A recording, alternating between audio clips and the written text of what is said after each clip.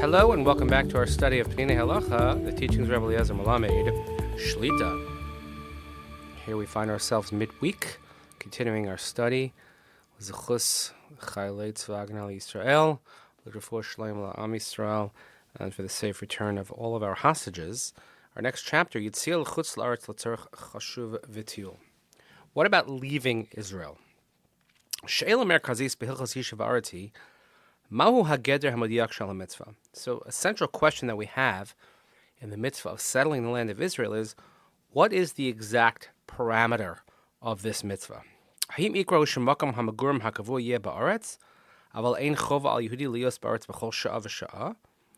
it mean that the main essence of this mitzvah is that we have our permanent residence in Israel, but there's no obligation for the Jew to be in his house or in his residence every single moment?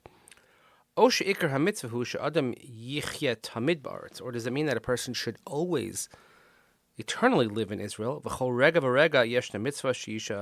And every single moment there is a mitzvah for him not only to be in the land but to remain in the land. So at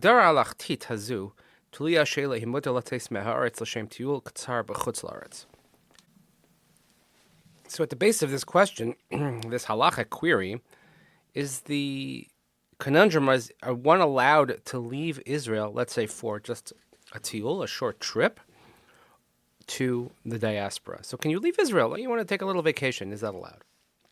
Al Piyat Talmud, Maseches Avodah Zarah, Pasuk on Rambam. So the Rambam, based on the Gemara in Avodah Zarah and Daf Yud Gimel, says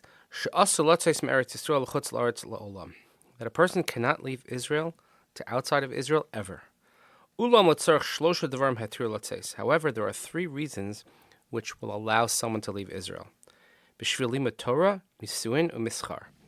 In order to learn Torah, for a wedding, to find a spouse, and also for business. And this comes on the condition that you finish whatever it is that you have to do outside of Israel, and you return immediately to Israel. However, to leave Israel and to live in the diaspora permanently, this is prohibited. Let's say there is a famine in the land, as we've seen biblically. Then you can leave Israel for a longer period of time. But even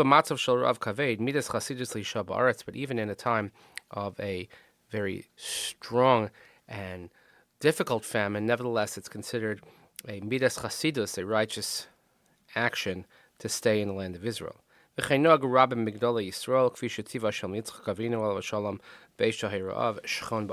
we find this by many of the Gedolim, and none bigger than Yitzchak Avinu, when Bereshis in the 26th chapter, during the time of famine, Hashem told him, remain in the land.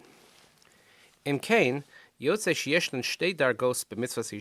comes out, then there are two levels of the mitzvah of dwelling in the land. The first is permanent dwelling. To make a place where we live, our residence.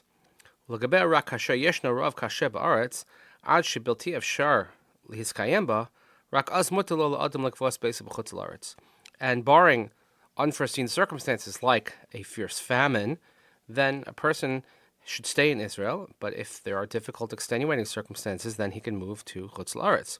Ulam lalokein, however, without these extenuating circumstances, mitzvah love l'kvuas beiso b'Eretz Yisrael, he has a mitzvah to establish his home in Israel. Ukayom baruch Hashem ein ra'av kaved ba'aretz, and nowadays we don't have great famine in the land of Israel. L'chein asa l'redes me'aretz l'shem hishtakus. He says, therefore, it is forbidden for one to leave the land of Israel without any of these extenuating circumstances. So today, one would not be allowed to leave and live elsewhere. The second level we have is remaining in the land of Israel. That we don't abrogate this for no reason. One can leave Israel temporarily for, let's say, business or to make a living. Or if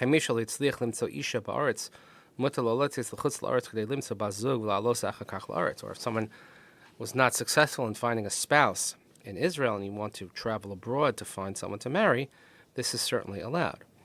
And then to go back to Israel as soon as that is taken care of. Let's say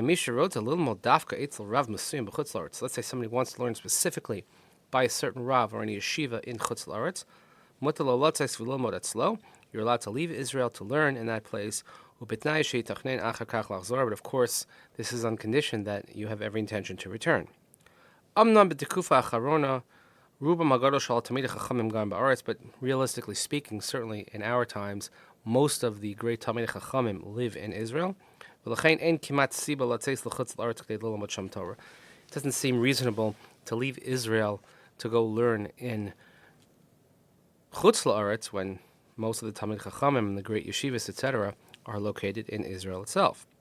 Ulam matzim od shemavakshim merabanim mechanchem haaretz latzeis l'chutz la'aretz k'dei l'lamed sham Torah l'chanech la'aliyah la'aretz v'zeh muter u'mitzvah.